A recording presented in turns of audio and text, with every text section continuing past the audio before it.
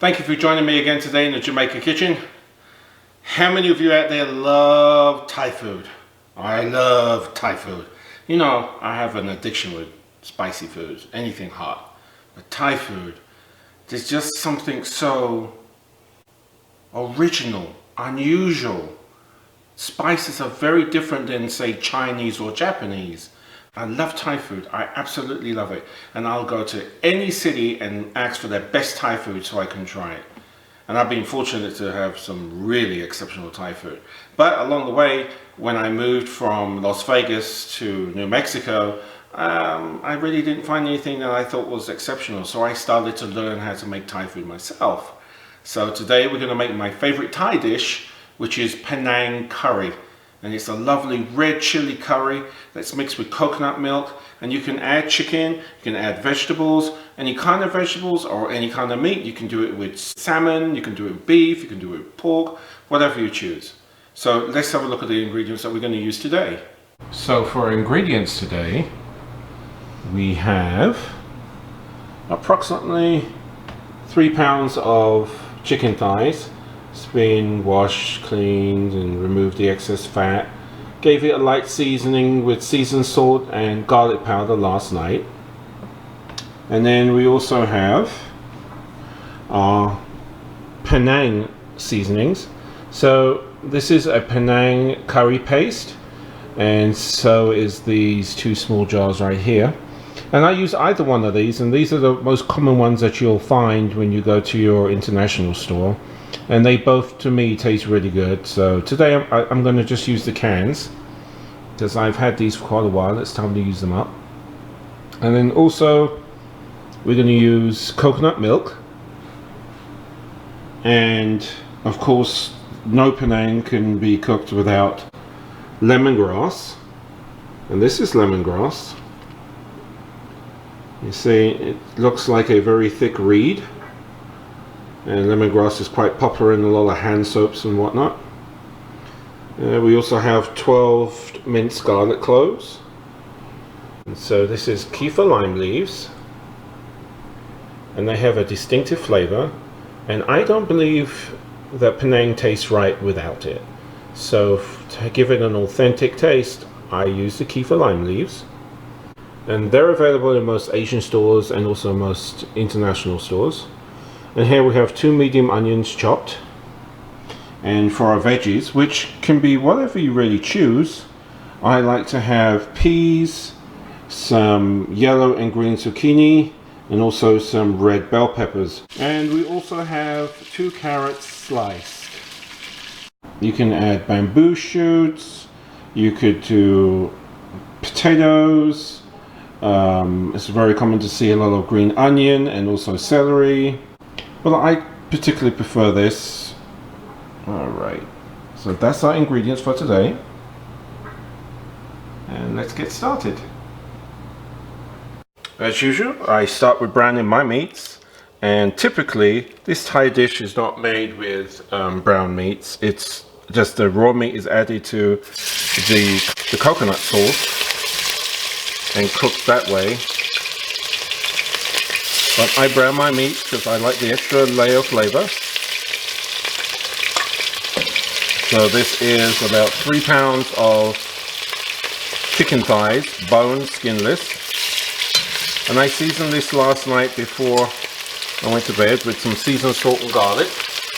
And we're just going to go ahead and brown these off and then start our curry sauce. Okay, our chicken is nicely browned. And we're going to set it to one side, and we're going to start with our curry sauce. We're going to add our onions to the same pan that we just browned our chicken in. And we're going to go ahead and sweat these onions for a few minutes.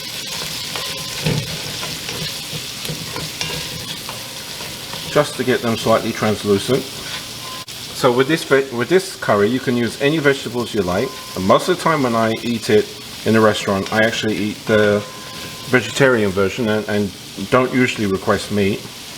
A lot of times the chicken is going to be a chicken breast. And then the only other time I particularly care to have meat in it if it was a salmon. And there's a few places that actually do a salmon Penang that's amazing. But I like to use chicken in mine. Customarily they would usually chop the chicken up into cubes, and I kind of like leaving mine whole in a larger size and then cut it on my plate. I'm going to go ahead and let these finish sweating, and then we'll be right back. Okay, it's time to add in our garlic for a few seconds. I'm going to do it too long because the garlic will burn. A quick mix. Now we're going to add our Panang Curry paste. We're going to do it at this point because I'd like it to just slightly scorch in the pan. Not burn, but just slightly scorch in the pan. I feel it adds just a little bit more depth of flavor than just putting it in the coconut milk and then it cook itself out. Okay, in goes our garlic paste. Now this garlic paste also includes the kaffir lime leaves and the lemongrass, but I just don't think it's enough to really give that authentic flavor, so I always add my own fresh, as you can see, into the mix, and I think it helps significantly with the flavor. Since I'm not making this paste fresh, but it's store-bought, I'm trying to infuse as much of the original flavors as I can. And since I've eaten this dish most probably 1,000 times, I do know how it's supposed to taste, so I do try my best to get it as close to the authentic flavors as possible with the seasonings that I can find in my local area. Cook down in here just for a few seconds more, and then I'm going to add my coconut milk. So I stop doing this just before it starts to stick in the pan.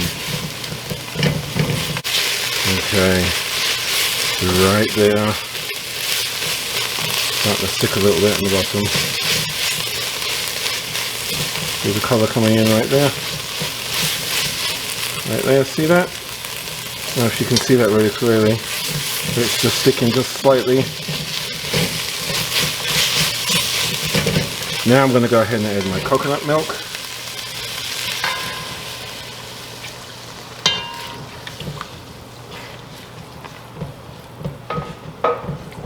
Oops. That's can number one. Wow. Look at that beautiful color already. Here's my second can.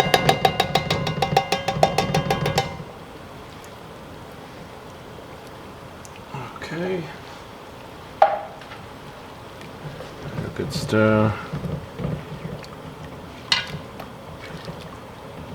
Oh, the smell already is crazy. That's crazy. Alright.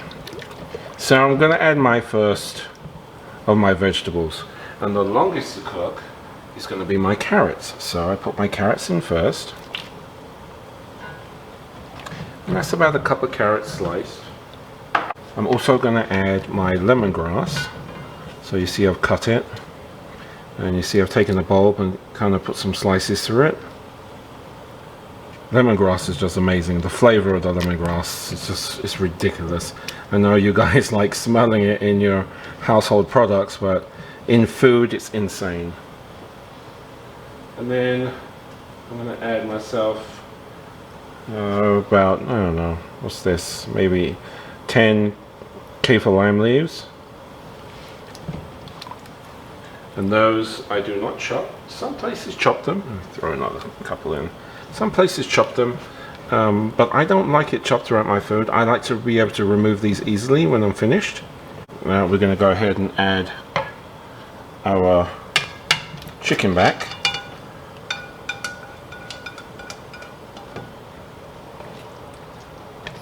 because the chicken's going to take about 15 minutes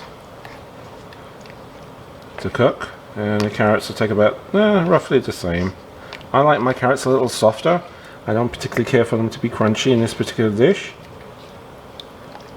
So we're going to let this cook for about 15 minutes, and then we're going to go ahead and add our other vegetables.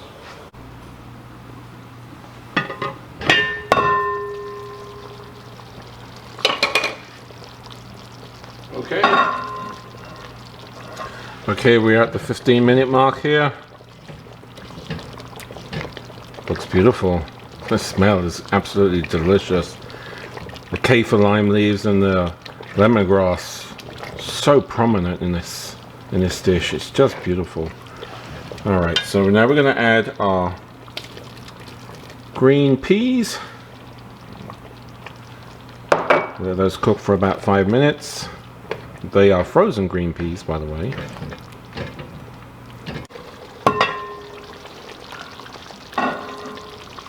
Okay, we are approximately 20 minutes in the cooking process. Now we're going to remove the lemongrass and as many of these kaffir lime leaves as I can grab, because at this point it's already has all the flavor it needs from these items. You don't want to overdo it because it can actually start turning bitter, and depending on how sweet your coconut milk is, you may even have to add a teaspoon of sugar to add a little sweetness, because this is a spicy dish and I have added no extra chilies or spice to this dish at the moment, because I typically find, especially in these cans I use today, I typically find this brand quite hot and requires nothing else. But at this point I would go ahead and add the sugar if you want to add sugar, and add any salt that if you think it needs to have any salt. I haven't added any salt to this because typically for me it's just fine, it needs nothing. But it's all about your taste too, right? Okay, so now we've got these items out. We're going to go ahead and add our red peppers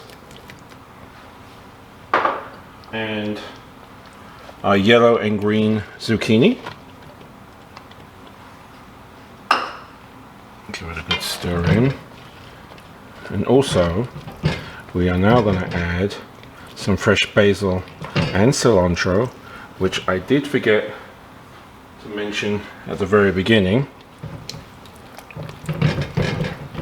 I do apologize, but you need a handful of cilantro and basil to add to this. The sweet basil really does add a beautiful flavor, and the cilantro has that brightness to it that really helps brighten up the other flavors in here, especially the lemongrass and the kaffir lime leaves.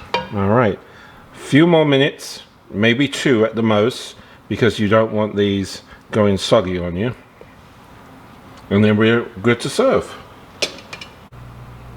Here we go, guys. This is our finished plate today. This is Thai Panang Curry with chicken and vegetables over a bed of jasmine rice. It is one of my absolute favorite dishes. I promise you, this is one of the most special dishes you'll come across. The flavors are significantly different than Chinese or Japanese. And if you've never tried Thai food, this is a great place to start. Oh yeah. This is where it is. Oh my God. This is so, oh, this is so good. Oh, sorry, got carried away. Thanks for watching. I really appreciate you guys spending your time to watch my videos. I have really great fun making them, and even more fun eating them. I really appreciate all the thumbs up you've given and all the subscribes. Thank you so much. You guys have a blessed evening. Oh. Dinner's ready, guys. That's our man for feed man belly.